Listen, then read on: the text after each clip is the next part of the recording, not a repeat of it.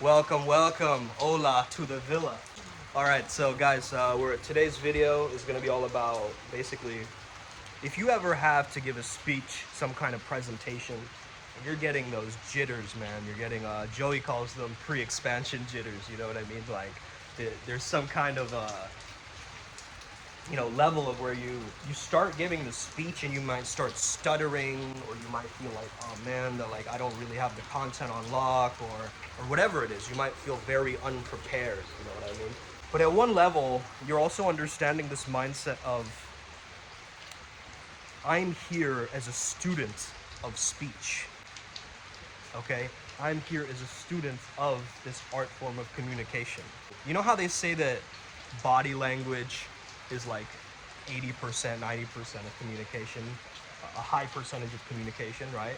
So in that sense, people are reading your vibe, right? People are reading what is underneath the kind of mirage of like the persona that you built up for yourself. So you got to understand, once you're giving your speech, you got to engage with the audience and really have a feel for who the audience is, right? Like, who is the audience watching me? Like, who are the audience watching this fucking video right now? You know what I mean? Like, I'm playing to you guys, the Flow Jedis who are here, and they're going, wow, I want to learn something new.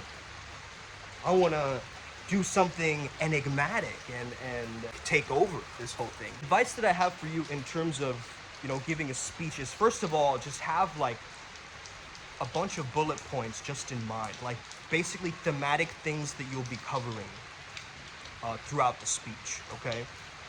Once, like, for instance, right, this video is like off the cuff, right? The improvised flow state, tapped in. However, I'm allowing whatever information, right, that's coming into my mind right now, and I'm crystallizing these different points for you guys, right? And kind of like giving you like little pebbles. It's like 1, 2, 3. If you have at least in your mind some, bullet points, or if you can write it down, okay, this is what I'm going to talk about, this is what I'm going to talk about, this is what I'm going to talk about. And then within that, you allow yourself to flow. You allow yourself to range with it. You see what I'm saying? So even if you lose track of what you're going to say, I used to do this when I was acting, like improv and things like this, right?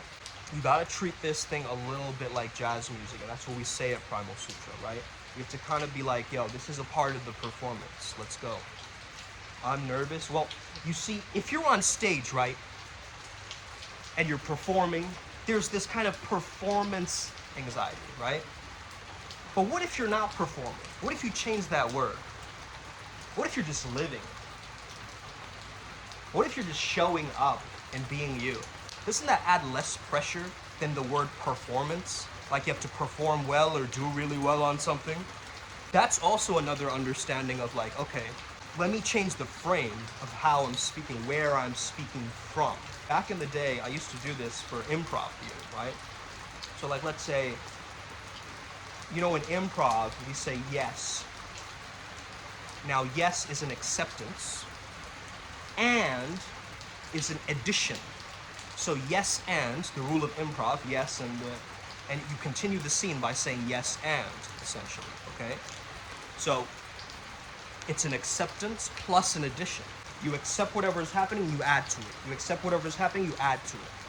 That is the energy momentum that you're going to be building. Keeping that in mind, once you start to reject whatever is happening to you, you're like, fuck this, I don't want to have this around, I don't want to do this, I don't want to have that. Then you start closing in your communication. Also, when you start disrespecting others, you start closing your communication, or disrespecting yourself. You start closing up, right? Instead of expanding out. So you gotta speak with the respect that you deserve.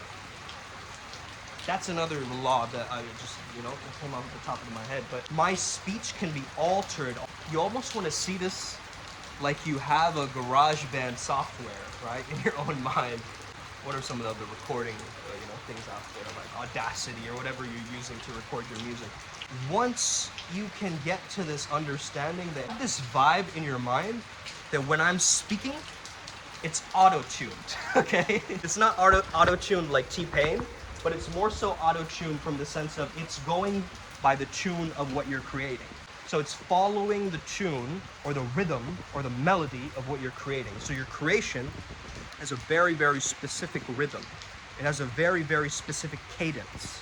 And so as long as you're on that cadence and you're on that swing set, you don't need to worry about whatever, external, things that are happening in regards to that. You just have to kind of allow yourself to melt and merge with the presence and allow whatever needs to come out to be channeled through you.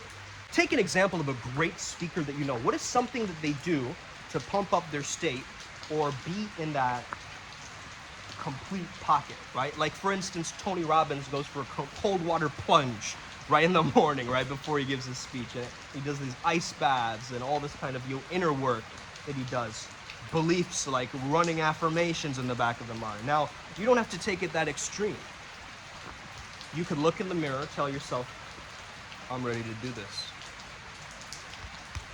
Walk out, play some music. Like a little while ago, myself and Joey were playing some Western, some cowboy music. Outlaw women, right, Joey? Yeah, bro. So just basically, you want to get yourself into that state where you're like, wow, like I feel prepared, okay? I feel so prepared that in fact, there's no need for preparation. So prepared that I'm not prepared, okay? I'm not prepared, and so therefore I'm prepared. The paradox of preparedness, okay? Because some people call it anxiety. I call it preparedness, right? It's like you're about to do the thing and you're like the engine of the car is like starting and you feel a little bit stifled and everything's coming out in short bursts and not this pure, slow cadence. And then if you start to relax a little bit, like notice my language right now, it's more so a little bit chill, feeling the rain. But I can also speed it up if I want to, but then I slow it back down. So you don't want to have a monotone when you're speaking. A lot of people, a lot of speakers, you'll see them, they'll perform and they perform in one single tone. But me, I will speak like a French if I want to, okay? I'll speak in different accents, I'll play with my range in order for me to really it's like trying on, a new set of clothing that you've never tried before. You're going, how do I put this on? Okay. And you're kind of playing around with it, right? And so the same thing you got to do with your vocal tonality and the range of your vocals, right? Like, what is the range? Can you do a weird, accent? When a really high pitched, can you go really low pitched?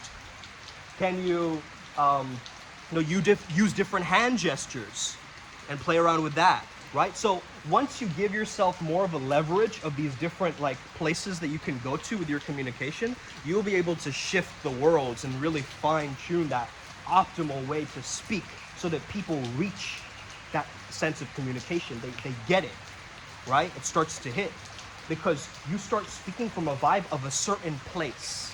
Let me give a very practical example. So let's say, for instance, that the vibe that I want to create is, let's say it's sex appeal, okay?